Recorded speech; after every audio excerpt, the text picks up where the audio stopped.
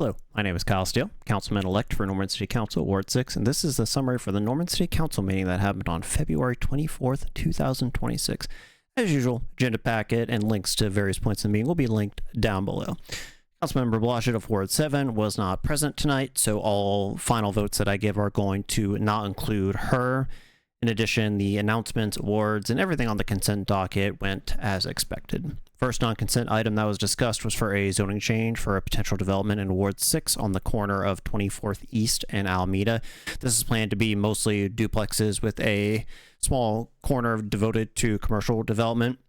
There was quite a bit of pushback from local residents against this project.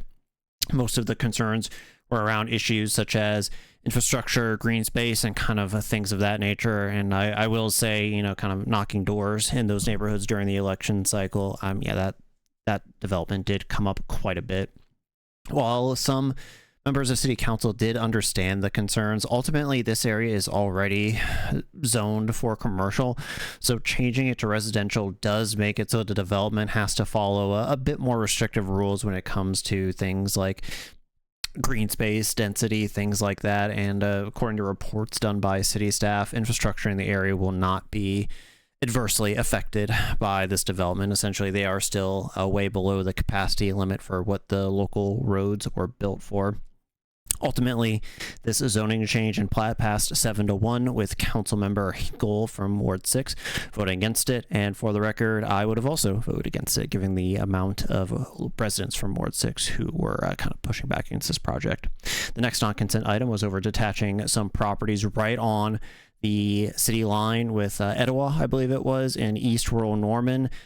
Doing so basically makes it so that they are no longer part of the city of Norman and instead become part of the unincorporated areas of Cleveland County. They're essentially requesting this because in the view of the applicants, they have all the detriments of being part of a city with having to follow kind of like zoning ordinances, things of that nature, but they're not really getting any of the benefits. You know, it's hard for them to get services out in the area. It's hard for them to get police to respond.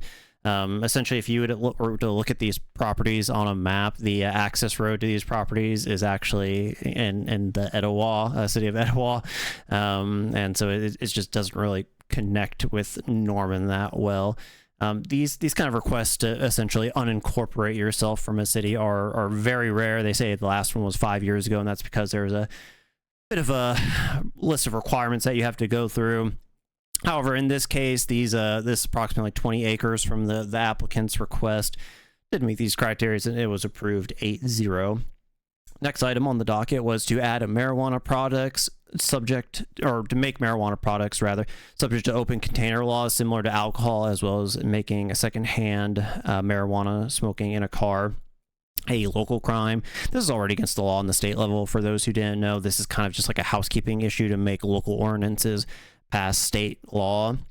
And it would also give Norman PD more flexible. Like, let's say in theory you were breaking the open container law on marijuana, Norman PD then have the ability to, you know, either let you off with a warning, which, you know, they could always do, or they could cite you in municipal court, or go the more extreme state level charges, as opposed to having their hands tied and not having that middle of the road municipal options. Now, there was some pretty valid concerns from citizens about kind of like what qualifies as an open container for marijuana, and what about kind of like THC products, especially if they are medicinally prescribed, and how that might affect it.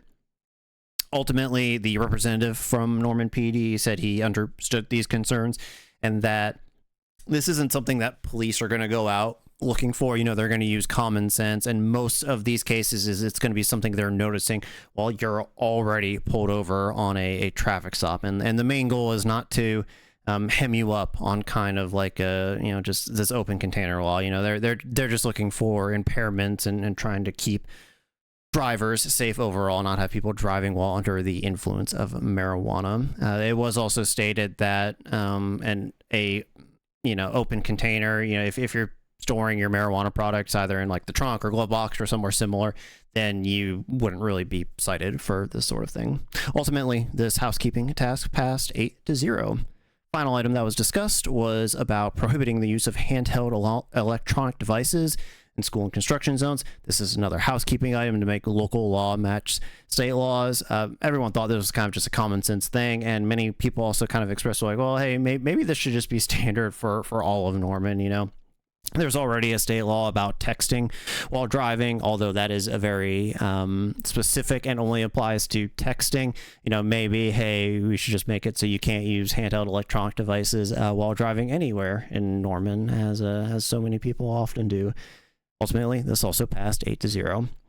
Most of the public comment revolved around the Arena Entertainment District TIF. For those unaware, this was the first city council meeting since the study session last week, where they kind of laid out the risks of repeal. And so this kind of gave the first official opportunity for members of the public to comment on what they thought of information that came out in the study session. Essentially, while there were some individuals that said like, hey, you know, the risks are too great on this project, I don't think that we should repeal it. Most of the people who spoke up about it said that they were in favor of repealing, and essentially that they still want it to go to a vote of the people, considering how big this issue is. But with all that being said, meeting ended after about 3 hours and 15 minutes. If you have any questions or concerns or want to talk to me about local issues at all, please don't hesitate to reach out to me at KyleForNorman@gmail.com. Thank you.